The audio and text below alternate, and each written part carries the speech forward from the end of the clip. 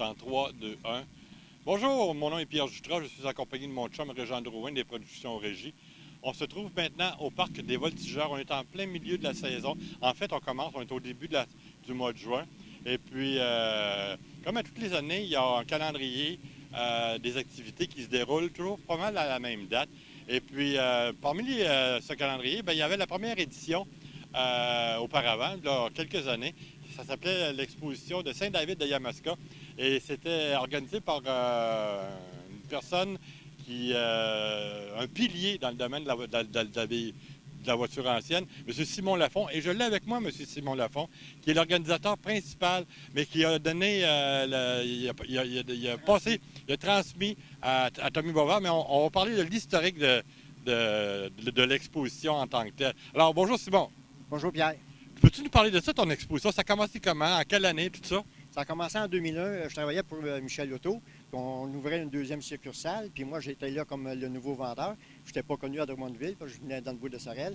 Puis il y avait des copains qui étaient venus me voir pour faire une exposition de vieilles voitures sur le terrain de Michel Lotto. Fait qu'avec des complices, on a pu faire l'exposition un samedi après-midi, qu'on a rempli le terrain, puis même on a refusé parce qu'on n'avait plus de place. Puis en 2002-2003, on a transféré à la salle La Flèche d'Or, mais c'était pas sécuritaire pour les enfants de 3 ans à 4 ans qu'on voyait traverser la 122, pas de parents, pas rien, là, qui allait de bord pour les voitures. Fait qu'après ça, on a déménagé à Saint-David, que là, on était là 13 ans de temps. Moi qui étais le fondateur, le président fondateur de l'exposition de Saint-David. Puis quand j'ai pris ma retraite, là, 1 an et demi, j'ai transféré ça à celui qui était mon bénévole depuis 9 ans, à Tommy Boisvert, qui va être ici tantôt. Là, présentement, il est occupé, mais il va être ici tantôt. Ça a été l'historique de l'automobile que moi, que j'ai faite depuis 16 ans. Là, l'idée au départ, ça a commencé tout bonnement, tout simplement. Mais là, ça fait de boule de neige. Oui, ça fait de boule de neige assez rapidement parce que même à Saint-David, il a fallu agrandir le terrain de la deuxième année qu'on est arrivé là. On n'avait plus de place. Il a fallu agrandir le terrain de Balmol qu'il y avait là. Puis même encore là, 2 ans, là, on avait refusé du monde parce qu'on n'avait plus de place. Puis c'est pour ça qu'il a fallu déménager, trouver un autre site le plus attrayant, puis assez de place pour recevoir tout le monde qui pouvait se déplacer. Tu vas me corriger si je me trompe, mais ici, là, c'est un parc national, j'imagine. Alors, il y a beaucoup plus d'arbres comparativement à Saint-David de Yamaska. Mais pourquoi avoir changé la date? C'est qu'au début de mai, moi, je faisais tout le temps ça le premier dimanche du mois de mai. Je faisais pas ça sur 2 jours, je faisais ça sur une journée parce que c'était assez d'ouvrage à compiler.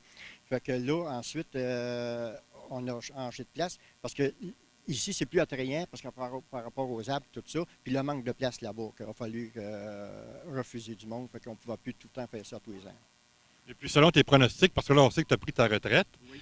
Mais mon chum Simon a pris sa retraite, mais on le voit encore ici à l'exposition, puis tantôt, il plaçait les véhicules, il indiquait les indications aux gens à savoir où se placer. Je pense que tu n'as pas pris vraiment ta retraite. Bien, j'ai pris ma retraite comme organisateur, mais pas comme bénévole, parce que je serai toujours actif comme bénévole. Je suis tout le temps prêt à aider tout le temps du monde. Puis, pas de problème. Puis Tommy, c'est un bon gars. C'est pour ça que j'ai transmis ça à lui, parce que lui, je sais qu'il va faire de quoi de bon, puis il va suivre les directives que moi j'avais transmises. Puis je crois que tu as eu quelques appels pour avoir les informations, savoir se guider à quel endroit se rendre. Oui, il y a encore plusieurs personnes qui m'appellent chez moi. Même pour les livrets pour le livret pour les expositions, j'en ai une commande de 100 tous les ans pour fournir le monde.